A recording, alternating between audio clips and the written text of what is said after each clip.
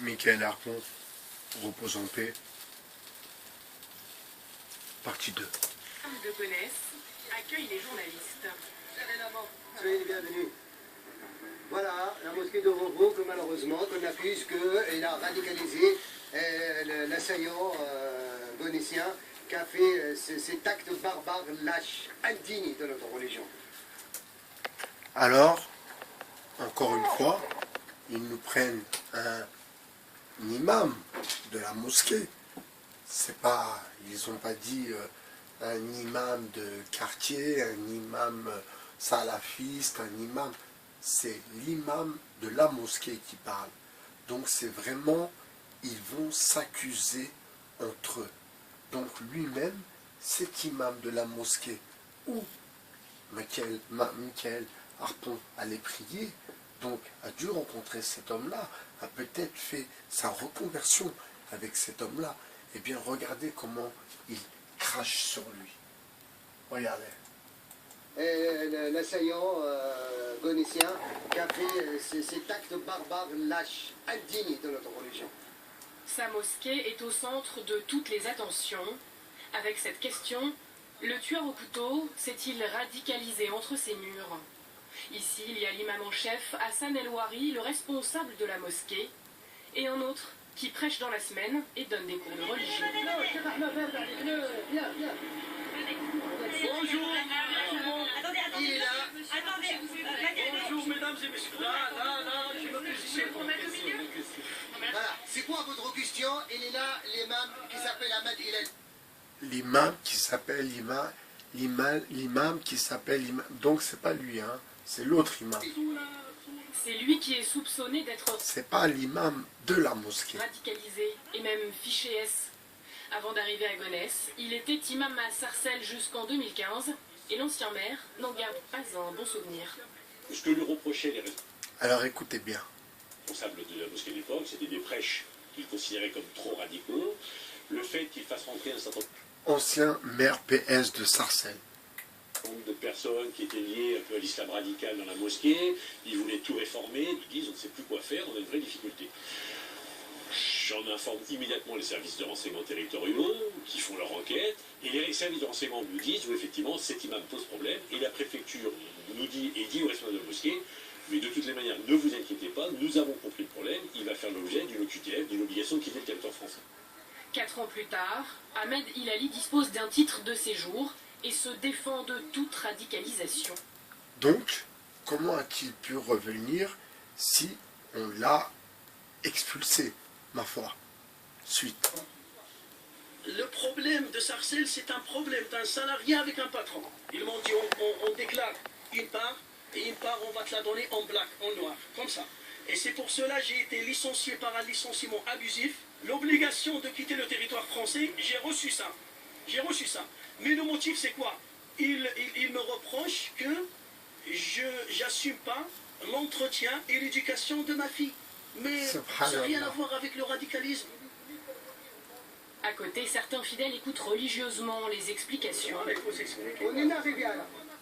Et le responsable de la mosquée sort de ses gonds. Pourquoi les médias, ils ont fait tout de suite un lien entre la radicalisation Ça, c'est un imam de la République, hein. Se former, vous savez où. de ce monstre et les imams et la mosquée? Je suis très en colère. Ce monstre, il insulte quelqu'un qui a été peut-être, qui est peut-être dans un complot, mais il l'insulte de monstre. Tout de même, l'imam. Savez-vous pourquoi? Parce que c'est mon honneur, et c'est ma religion, et c'est ma famille qui est en danger.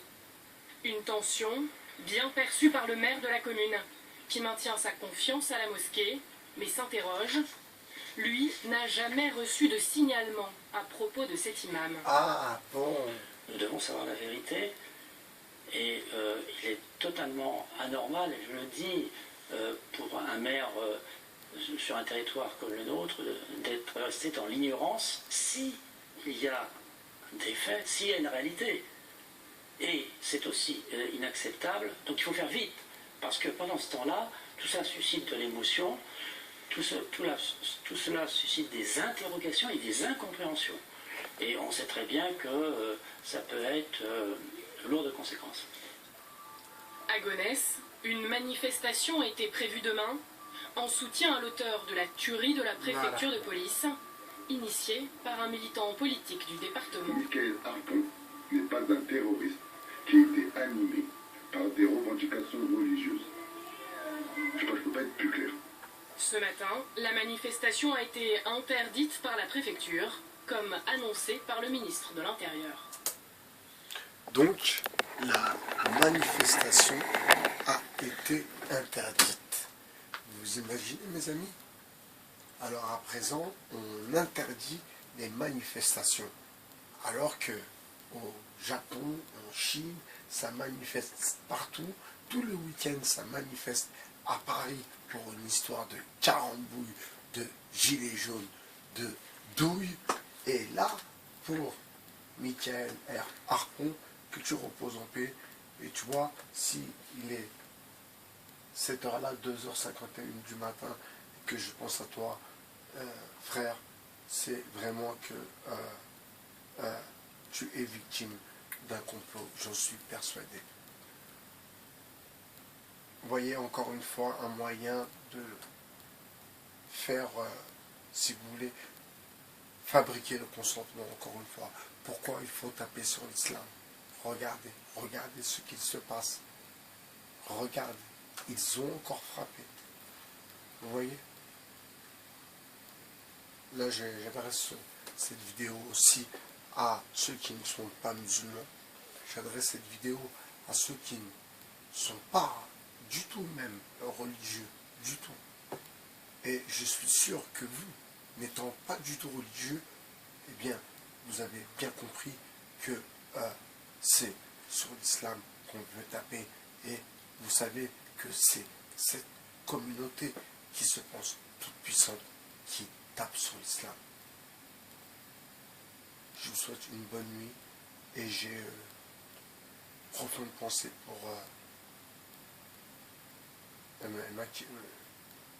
Michael Harpon et à sa famille. J'espère que vous passez une bonne nuit. Et je pense que sa famille à lui, elle ne doit pas passer des bonnes nuits. C'est ça, surtout, qu'il ne faut pas oublier, mes très chers amis. Sa famille à lui doit pleurer.